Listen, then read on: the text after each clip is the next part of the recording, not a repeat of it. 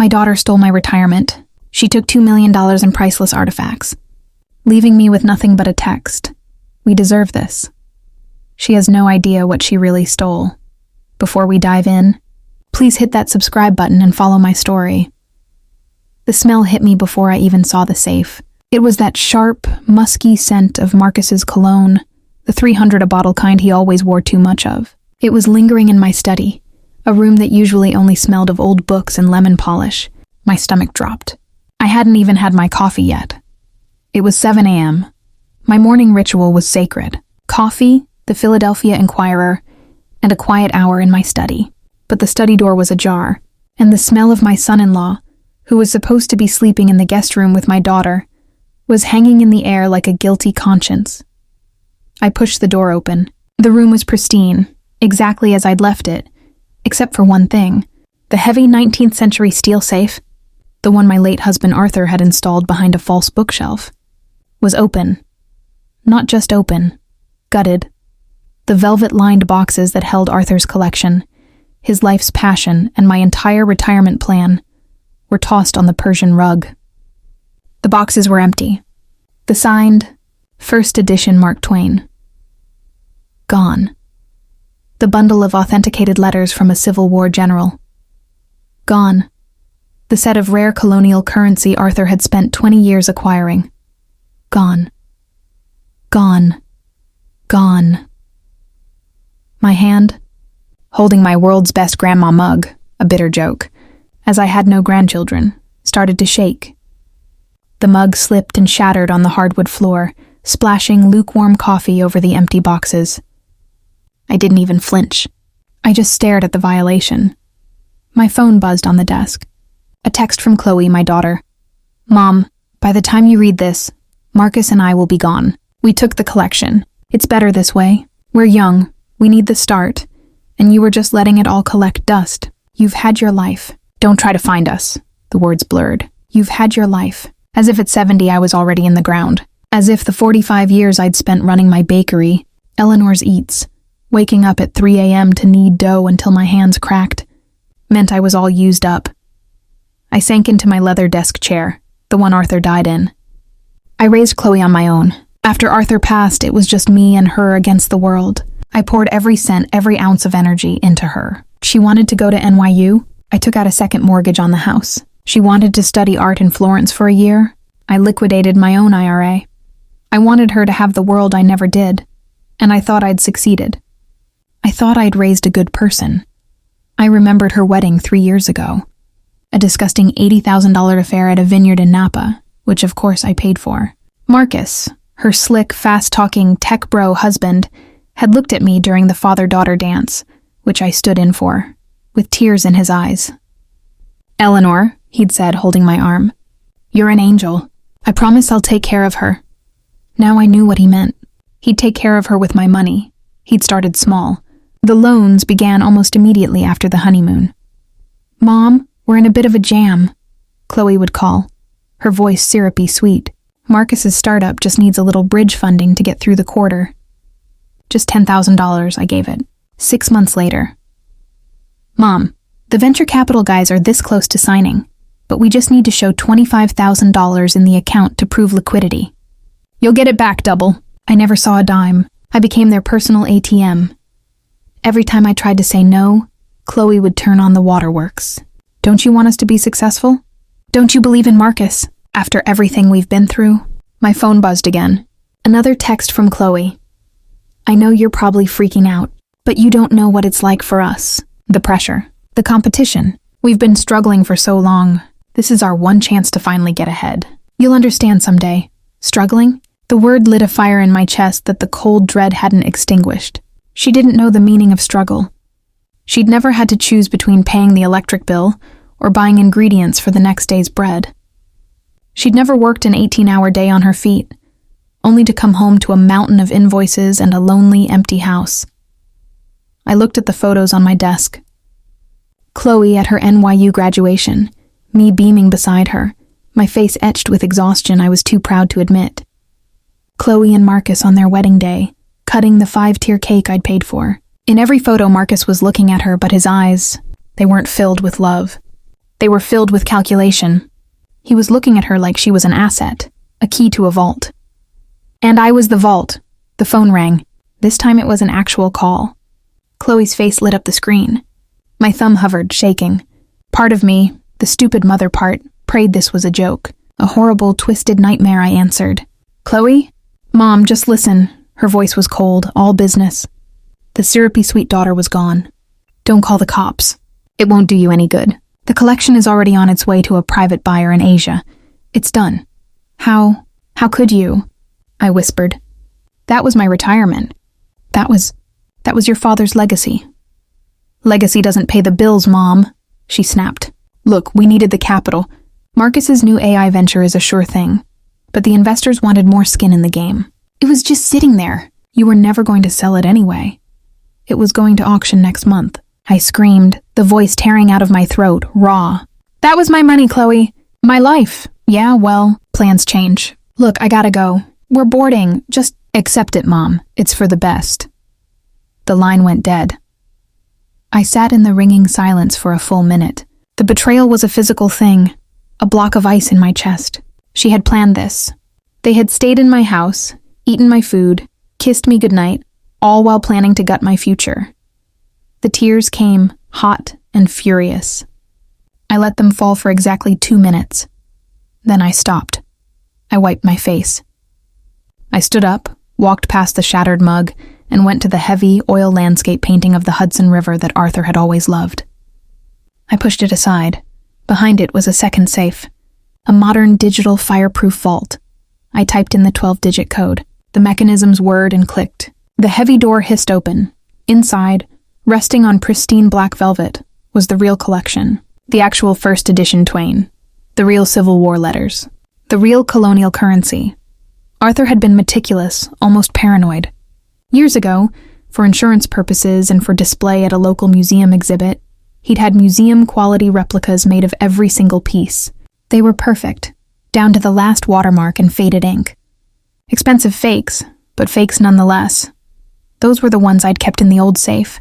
I'd had a feeling about Marcus, a mother's intuition.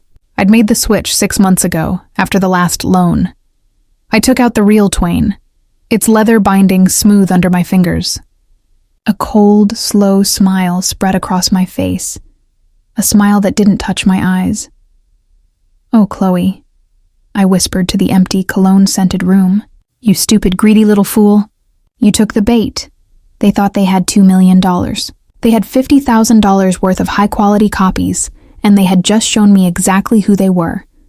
You have no idea, I said, closing the vault. You have no idea what you've just started. The silence in the study was louder than Chloe's slammed-down phone call. For a long time, I just stood there, breathing in the ghost of Marcus's cologne and the smell of stale coffee on my priceless rug. The ice in my chest wasn't melting. It was hardening, crystallizing into something sharp and cold. My daughter thought I was finished. My daughter, the one I taught to read, the one whose fevers I'd nursed, whose heartbreaks I'd mended. She had just written my eulogy. You've had your life. I knelt, ignoring the creak in my knees, and started picking up the larger shards of the world's best grandma mug. The irony was so bitter it almost made me laugh. I was a 70-year-old woman with a successful business, a beautiful home, and a retirement plan that was now sitting safely in a digital vault. I wasn't a victim. I was a woman who'd been inconvenienced, and I was angry. No, not angry. I was livid. I cleaned up the coffee, my movements methodical. Wipe, rinse, repeat.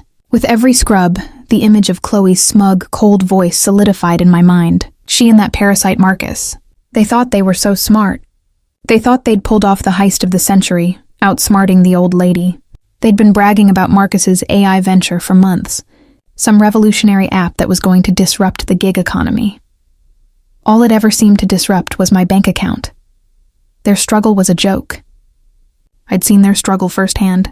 It was the struggle of deciding between a BMW or a Mercedes for their lease, the struggle of getting a reservation at the newest Michelin star pop-up, the struggle of Chloe's Instagram feed, a non-stop parade of designer bags, avocado toast in trendy cafes, and impromptu trips to Aspen, all funded by Mom. Every time I'd gently ask about the money, Marcus would launch into some fast-talking word salad about burn rates, seed rounds, and leveraging assets. I'd seen con men at the bakery trying to pass off bad checks with less bravado. I just never thought I'd raised one. I finished cleaning, went into the kitchen, and made a fresh pot of coffee. Strong, black. As I waited for it to brew, I pulled out my phone. I didn't dial 911. I dialed a number I hadn't called in almost a year. It rang 3 times. A gravelly voice answered. Eleanor, to what do I owe the pleasure? Don't tell me you're finally selling Arthur's Twain. Sal, I said, my voice steady, I need you to come to the house, and I need you to bring your loupe. Sal Martello was Arthur's oldest friend. He was a rare book dealer based in New York, a man who wore tweed jackets even in July and could spot a forgery from 20 paces. He was gruff, he was cynical, and he was the most honest man I knew. He'd hated Marcus on sight. At the wedding, he'd pulled me aside, sipped his champagne, and muttered, "That kid's a grifter, Eleanor. His eyes are too shiny. Watch your wallet." I'd brushed it off as Sal being Sal. God, I wish I'd listened. An hour later, Sal was in my study. He looked at the open safe, the empty boxes, and then at me. He did it, he said. It wasn't a question. That slick son-in-law of yours. And Chloe, I said, the name tasting like ash. They did it together. Sal let out a long, low whistle. Kid's dumber than I thought. The collection is flagged, Eleanor. Arthur made sure of it. They'll never sell it on the open market. Interpol, the Art Loss Register. They'll be caught in a week. That's just it, Sal, I said. I walked to the painting of the Hudson River. I pushed it aside. I entered the code and the digital vault hissed open. Sal's jaw dropped. He just stared. He was probably the only other person on Earth who would understand the difference. He walked over reverently, as if approaching an altar. "Arthur, you magnificent bastard," he whispered. He picked up his jeweler's loupe and examined the real Twain. Then he looked at one of the replica boxes Marcus had left behind, noting the slight difference in the velvet lining. "They're good," Sal said, nodding with professional appreciation. "The fakes, museum grade. Cost Arthur a pretty penny, I bet." "He said they were for insurance," I said. "I think he just liked having a secret. So the kids," Sal began, a slow, wolfish grin spreading across his face. "They stole the fakes. Every last one. Chloe called me from the airport. Said they were boarding. Said the collection was already on its way to a private buyer in Asia. She told me not to call the cops." Sal laughed. A real barking laugh that echoed in the violated room. "Oh, this is rich. This is beautiful. They just sold $50,000 worth of copies to some shady buyer for, what did they think it was worth? 2 million? At least," I said. And Chloe told me to accept it. Told me I'd had my life. The humor vanished from Sal's face. He looked at me, his eyes sharp. "What do you want to do, Eleanor?" "We call the cops right now. We report the fakes stolen. They'll be picked up at customs wherever they land. It's clean." I sat in Arthur's chair. I looked at the photo of Chloe at her graduation, her arm slung around my shoulder, both of us smiling. That was the girl I'd loved. The girl I'd sacrificed everything for. That girl was gone. In her place was a cold, calculating stranger who'd left her 70-year-old mother to rot. "No," I said. "No cops, not yet." Sal raised an eyebrow. "What are you thinking?" "They wanted the money, Sal. They wanted to be rich. They just screwed over a private buyer in Asia. I imagine that person is not the forgiving type." "You want to let the sale go through," Sal realized. "You want them to get the money, and then have the buyer find out they bought a box of fakes." "I want them to feel safe," I said, the plan forming as I spoke. "I want them to celebrate. I want them to lease a new car, put a down payment on some glass box condo in Singapore or wherever they're running. I want them to taste the life they stole from me. And then I want it all to blow up in their faces. I want that buyer to come after them, not me. I want them to realize they're broke. They're in debt to some very dangerous people, and they're on the run with no one to call." Sal was quiet for a long moment. He stroked his gray beard. "That's a cold game, Eleanor." "It's the game they taught me to play," I replied. "Chloe said they were leveraging assets. Well, I'm about to leverage them. But to do it, we need to know who this buyer is. and we need to make sure he knows exactly who sold him the fakes." Sal nodded. "All business now. A private buyer in Asia for this specific collection. It's a small list. It's gotta be someone new, someone flashy who doesn't mind the questionable origins. Probably Shanghai. Maybe Hong Kong. Let me make some calls. I've got contacts at Sotheby's Asia who hear everything." "And me?" I asked. "You? You play the part, Eleanor," Sal said, standing up. "You're the devastated old woman. You're heartbroken. You're going to call your daughter, and you're going to cry. You're going to beg her to come home. You're going to tell her you forgive her. You are going to be the best damn victim they've ever seen." He walked to the door, then paused. "And Eleanor?" "File a police report." I looked at him confused. "But you said—" "File a report for the replicas. Tell them your daughter and her no-good husband stole a box of fakes you kept for display, worth maybe 50,000 yuan. Create a paper trail. When this all goes sideways, and it will, you're just a mother who got robbed of some sentimental copies. You'll be in the clear. They won't." I picked up my phone. I scrolled to Chloe's name. My thumb hovered over the call button. The thought of faking tears made me sick. But the thought of her and Marcus sipping champagne in first class, laughing at me, made me sicker. I pressed the button. It was time to give the performance of my life. My finger hovered over Chloe's contact. My heart was a cold, hard knot. It's a special kind of hell to know you have to lie to your own child, to weaponize the very love you have for them against them. But it was a hell they had built, and I was just lighting the furnace. I pressed call. I took a shaky breath, summoning every memory of every sad movie I'd ever seen, and forced the quaver into my voice. It rang. Once, twice, 3 times. I almost hung up. Then the click. "Mom, I can't talk right now." Her voice was high, strained, and crackling with bad reception. I could hear the muffled din of an airport lounge in the background. The announcements, the rumble of suitcases. "Chloe, baby, please," I whispered, and the first tear I'd been manufacturing slid down my cheek. The performance was on. "Please, just tell me you're safe. I've been so worried." There was a muffled sound, her hand covering the receiver. I heard Marcus's voice, sharp and impatient. "Just hang up, hang up." "No, shut up, Marcus," she hissed back at him. Then to me, "Mom, we are safe. We're fine. I told you this is for the best." "I know, baby. I know," I choked out, playing Sal's script. You were right. I'm old. It was just stuff in a box. I forgive you. I need to know you're okay. I love you so much." Silence on the other end. This, I knew, had thrown her. She was expecting me to be screaming, threatening, calling the police.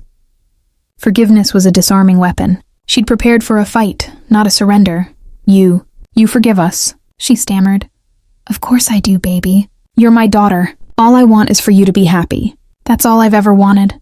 I let my voice crack completely. I'm not even calling the police, Chloe. I wouldn't do that to you. It's our family business. Just promise me you'll be safe. And promise me that man is good to you." I heard Marcus snatch the phone. "Eleanor, this is for the best, you'll see. We're building something, this investment. It's going to change everything. Chloe'll be in touch when we're settled. We gotta go." The line went dead. I stared at the phone. The fake tears dried on my cheeks, feeling sticky and sour. I didn't wipe them away. I sat there in the silence, letting the cold, pure rage burn away the disgust. They bought it. They bought it all. They were so high on their own greed, so convinced of my weakness, that they never for a second questioned the act. They were boarding a plane, thinking they were millionaires, thinking they were free. I stood up and dialed the non-emergency line for the Philadelphia PD. 2 hours later, 2 uniformed officers were standing in my study. One was older, with a face like a worn-out catcher's mitt, and a name tag that read Barry. The other, Chen, looked like he was barely out of college, his eyes wide and sympathetic. "Ma'am, you said on the phone your daughter and son-in-law took some items?" Officer Chen asked gently, his notepad out. This is where the real tears came, but they weren't for the fakes. They were for the girl in the graduation photo on my desk. They were for the 45 years of 3 a.m. alarms. They were for the $80,000 wedding. I don't know what to do. I wept, sinking into Arthur's chair. My daughter, Chloe.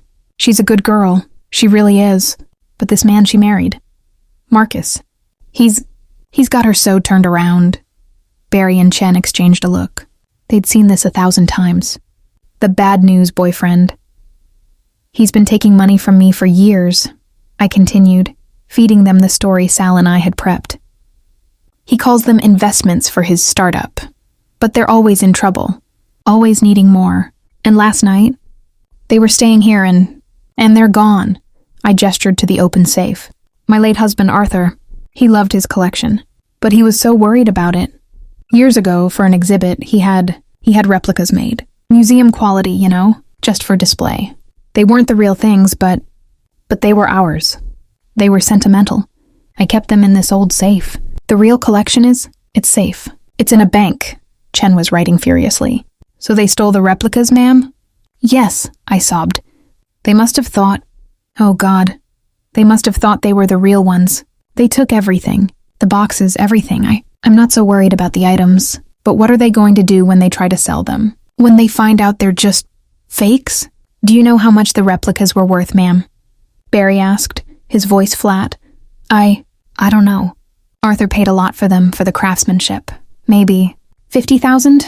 I don't care about the money. I'm just so scared for her. Marcus, I think he's in deep with some bad people. What if he owes people money?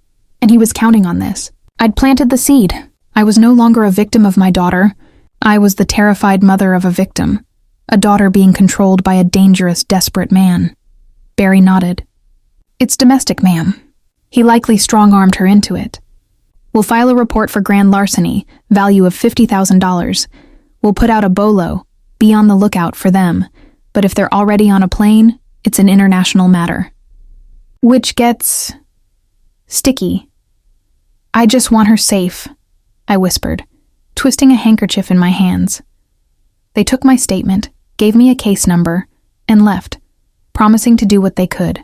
The paper trail was clean. When this all went to hell, I was on record as a loving, terrified mother who'd had $50,000 worth of copies stolen. My real collection was secure, my hands were clean, and my alibi was set in stone. I locked the door behind them and went to the bakery.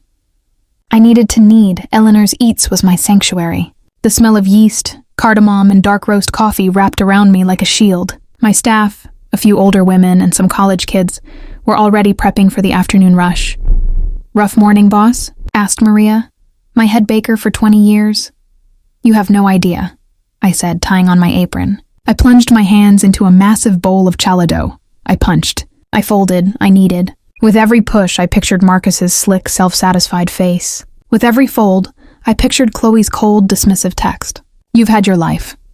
This bakery. This was my life. I'd built it from nothing. I'd hauled 50-pound bags of flour when my back was screaming. I'd balanced the books at 2 a.m., crying over a $1 discrepancy. This was struggle." They didn't know the meaning of the word. They'd taken the easy way, and they were about to find out that the easy way always comes with a heavy price. I was shaping a braid when my phone buzzed in my apron pocket. It was Sal. I wiped my floured hands and stepped into the back office. "What do you have, Sal?" "It's done," he said, his voice grim. "They're not in Asia. They're in Dubai. They landed about an hour ago." Dubai? That threw me. It was a playground for the new money crowd, a place where no one asked questions as long as you had the cash. Yep. And they're fast-tracking the sale. I made some calls. The buyer isn't some old guard collector. He's a new money crypto whale. Goes by Ren. A kid, maybe 30. Thinks he's the next great art patron. He's been throwing stupid money around to build a reputation. Buying up anything with a story.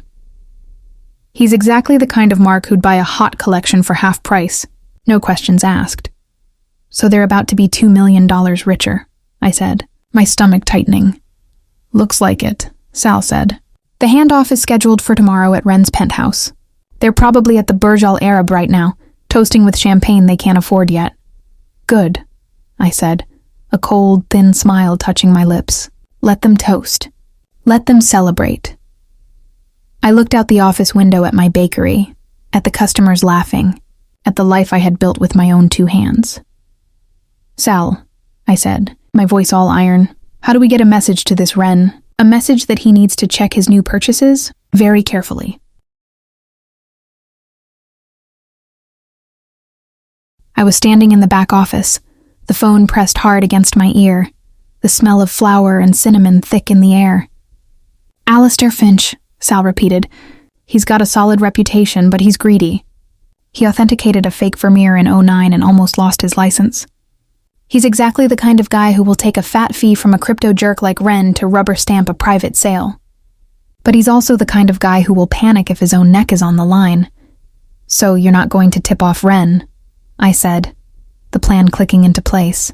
You're going to tip off his expert. Bingo, Sal said, his voice gravelly. I'm sending an anonymous encrypted email to his professional address. Just a little heads up from a concerned colleague. I'll tell him to pay very close attention to the paper stock of the colonial currency and the specific iron gall ink on the Civil War letters.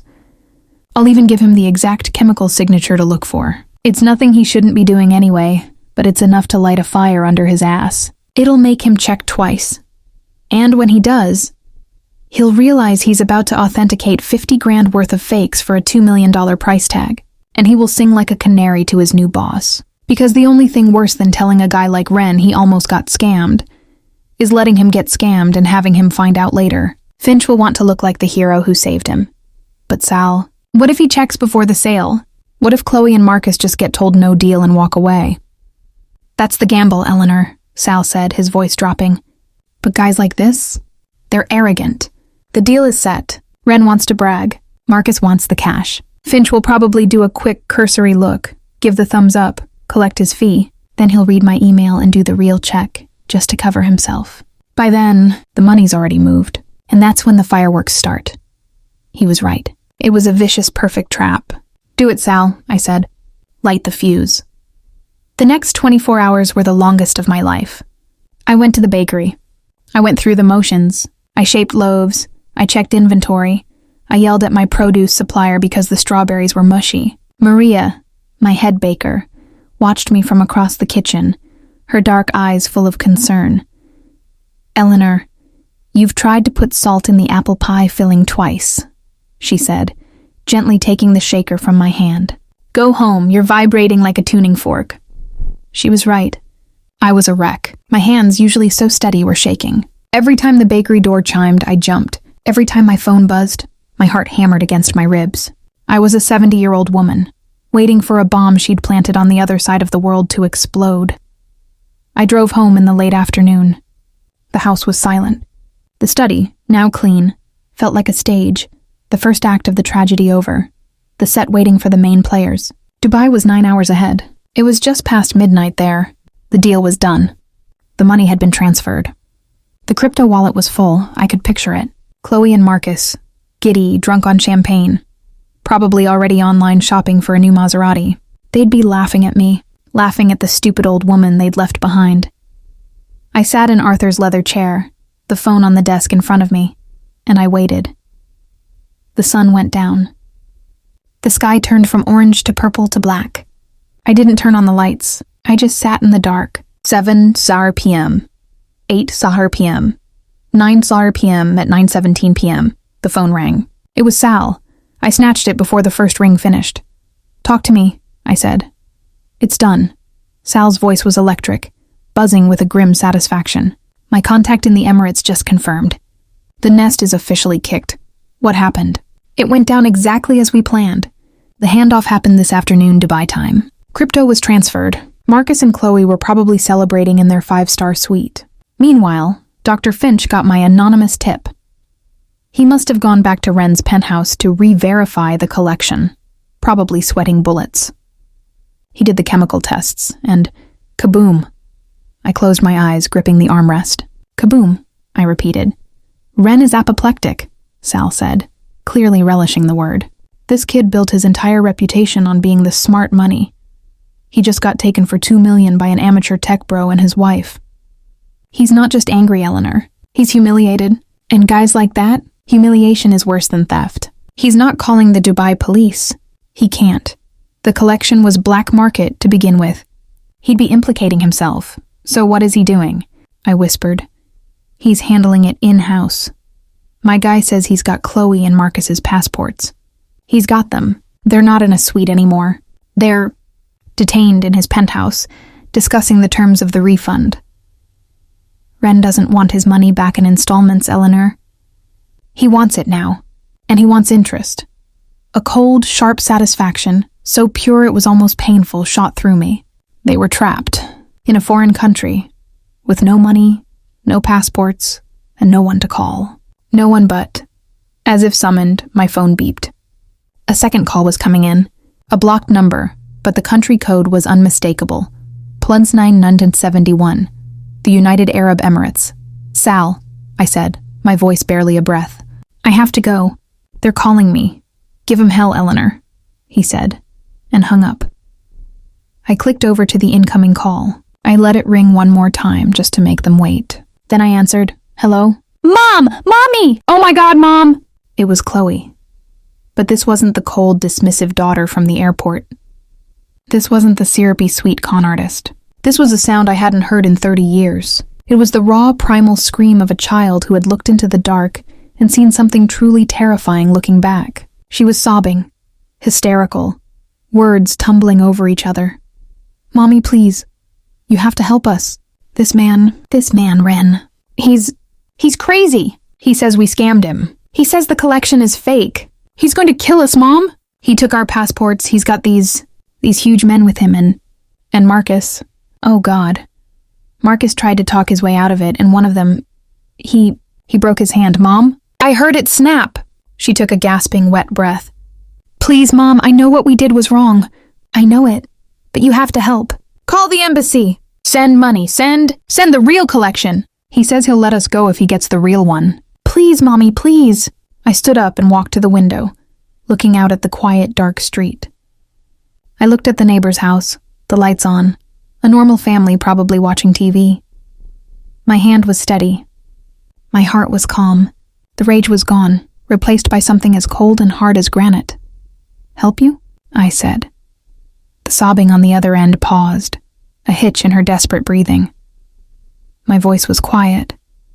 It was measured. It was the voice of a woman who had, as she'd been so helpfully reminded, already had her life. I don't know what you're talking about, Chloe.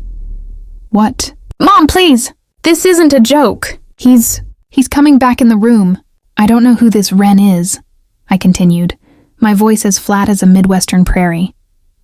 And I already told the police you and Marcus stole $50,000 worth of replicas. I filed the report. I have the case number. I told them I was worried Marcus was in trouble and had forced you into it. No, what did you do? Her voice rose to a shriek. Why would you do that? I'm just a poor old woman, remember? The one who's had her life. You told me to accept it. So I am. Mom, you don't understand. He's going to... I pressed the red end call button, cutting off the scream. The silence in the room was absolute. My phone immediately began to ring again. The same +971 number.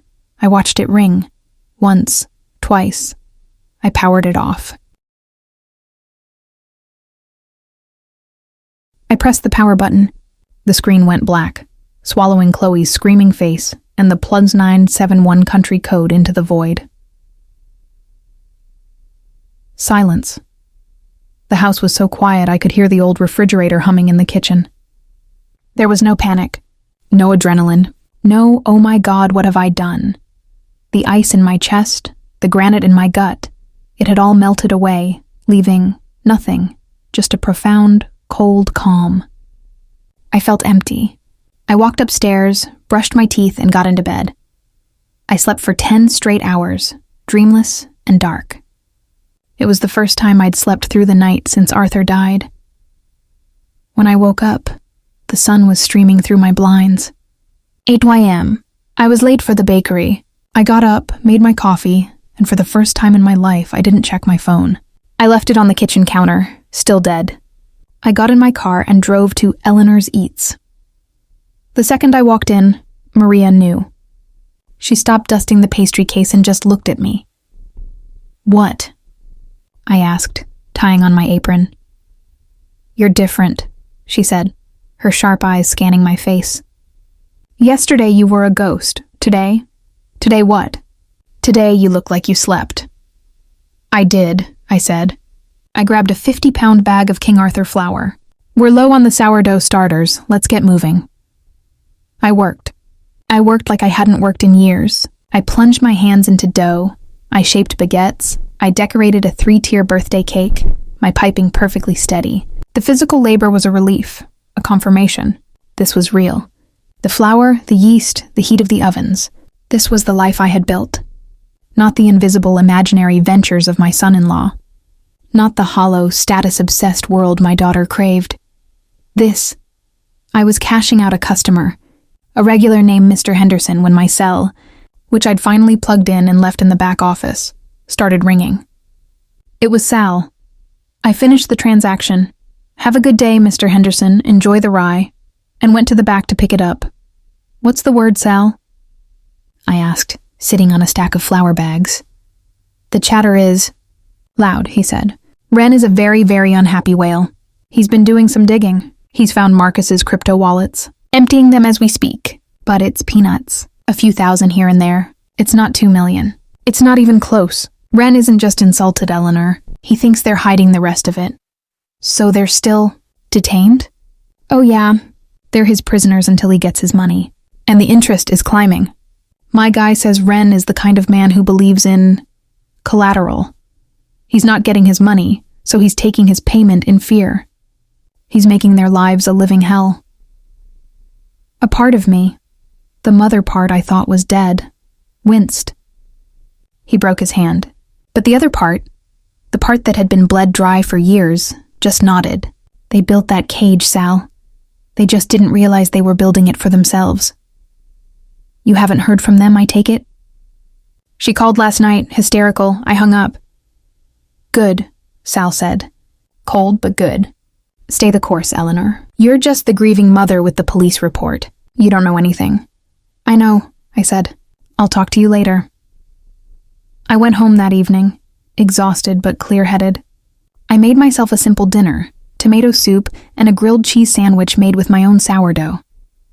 I sat at my kitchen table and finally I picked up my phone. I powered it on. The barrage was instant. A waterfall of notifications. 22 missed calls from blocked number.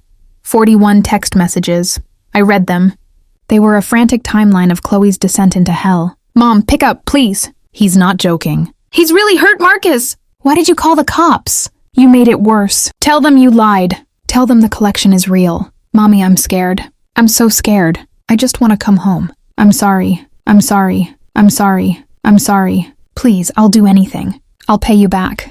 I'll work at the bakery for free for the rest of my life. Please." I read every single "I'm sorry" and I felt nothing. It was the apology of a cornered animal, not a remorseful daughter. She wasn't sorry for what she did. She was sorry she got caught. Then I saw the email. It wasn't from Chloe. The sender was marcus.adventuresogmail.com. The subject line, "A way out for all of us." My finger trembled for just a second. I opened it. "Eleanor, enough games, you win. You set us up. Brilliant. You used us as bait to take out your competition, or whatever twisted game you're playing. Fine. But now Chloe is paying the price for your little revenge plot.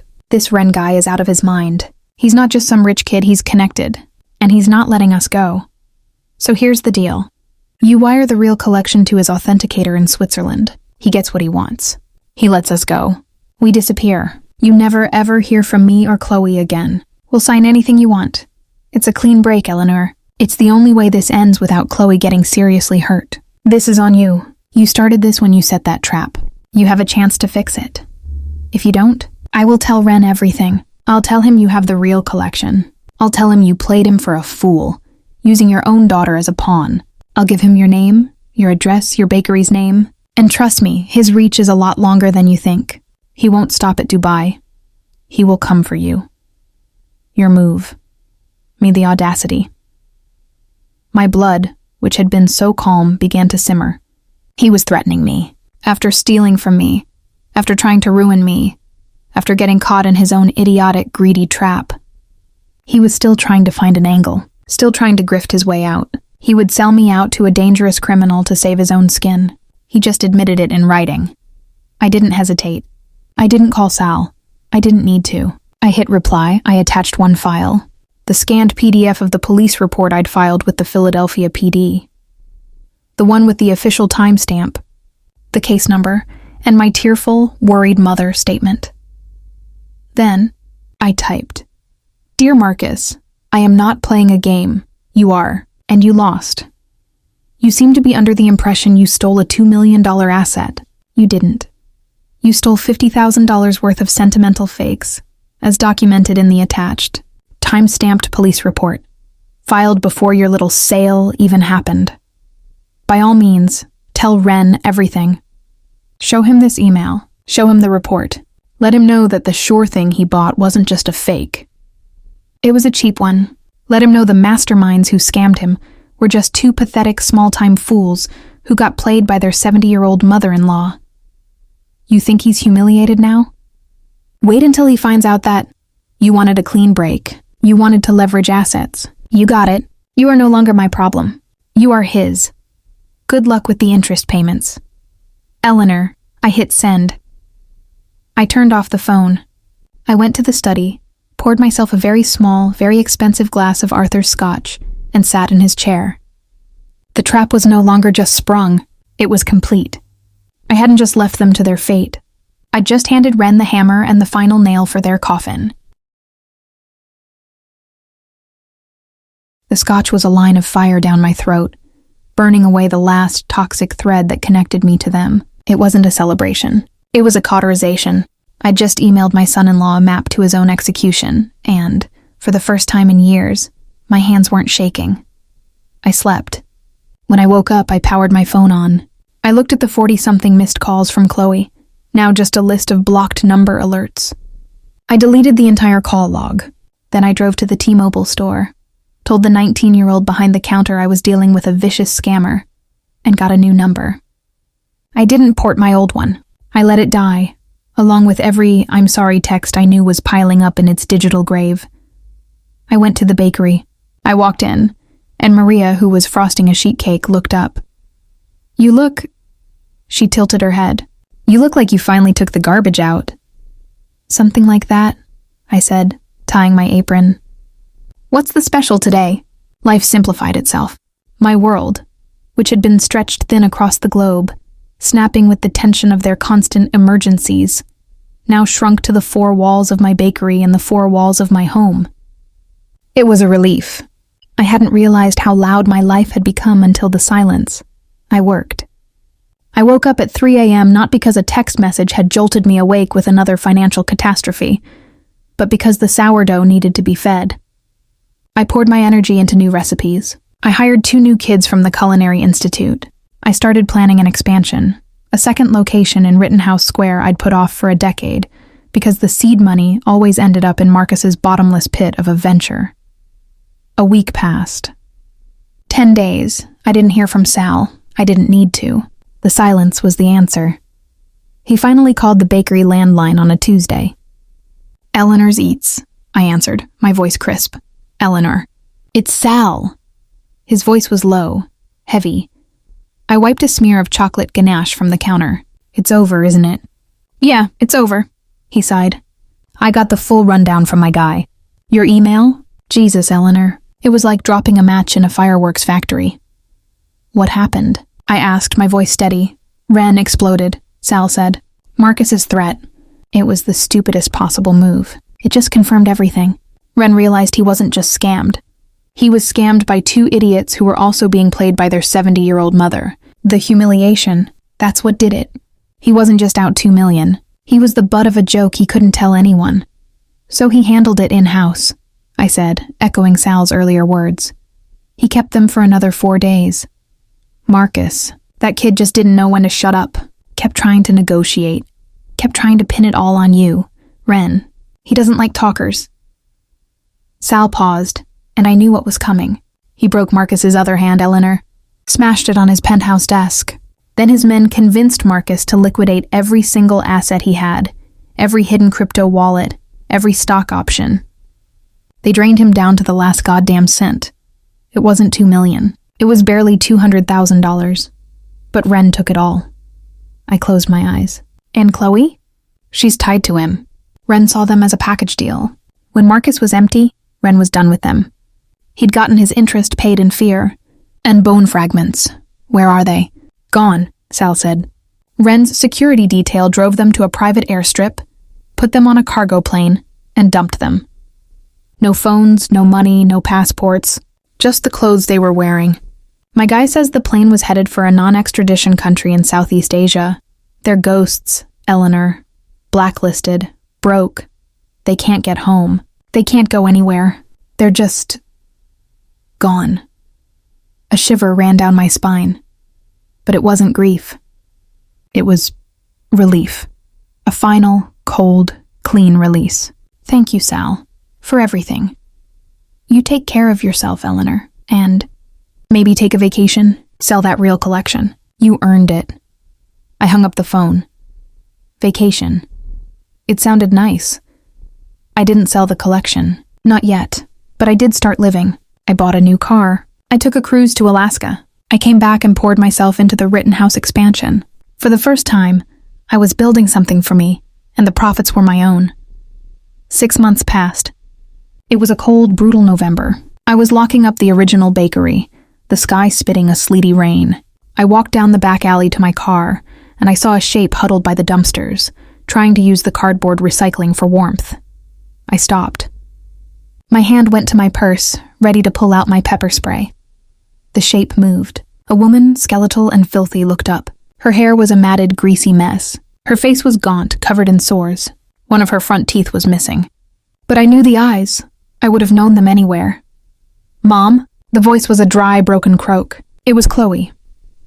My heart, which I'd expected to lurch or break or freeze, did absolutely nothing. It just kept beating, a steady, calm thump-thump in my chest.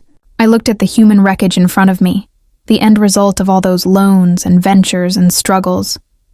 Mom. Please, she whispered, struggling to her feet. She smelled like sour milk in desperation. I got back. I don't know where Marcus is. He left me. I stowed away on a container ship. I'm so hungry, Mom. I'm so cold. She took a staggering step toward me, her hands outstretched. Please, Mommy, let me come home. I'll do anything. I'll work. I'm clean, I swear, please. I'm sorry. I'm so sorry. The apologies, the ones I'd read on my dead phone, now spilling from her chapped, broken lips. And I still felt nothing. The 70-year-old victim was gone. The weeping mother was gone. All that was left was Eleanor. I reached into my bag. Not for money, not for my keys. I pulled out my new smartphone. I dialed 3 numbers. 911. Hello, I said, my voice clear and strong in the cold night air, my eyes never leaving my daughter's. I'd like to report a vagrant trespassing and harassing me behind my place of business. Yes, Eleanor's eats on 3rd Street. She appears to be unwell, and I have a restraining order. Chloe's eyes went wide. The color drained from her already pale face. Mom, no. What? I don't have one, I said to her, as I continued to the operator. Yes, I'm very frightened. Please hurry. I hung up. Mom, why? She shrieked, the tears finally coming. You don't get to come back, I said, my voice low, as cold as the November rain. You don't get to destroy my life, then crawl back to me when you've destroyed your own. You made your choice. You told me you deserved it. You told me I'd had my life. Well, this is your life, Chloe, the one you built, the one you deserve. I heard the distant wail of sirens. She heard them too. Panic flashed in her eyes. Mom, she cried, a last, desperate plea. There's a shelter on 12th Street, I said, pulling my car keys from my pocket. If you run, you might make it before they open for dinner. I turned my back on her.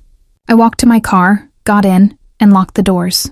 As I pulled out of the alley, my headlights cut across her, a deer frozen in the glare, before the flashing blue and red lights of the police cruiser turned the corner, pinning her in their beam. I didn't look back. I drove home to my house. I went to the study, pushed aside the painting, and opened the vault.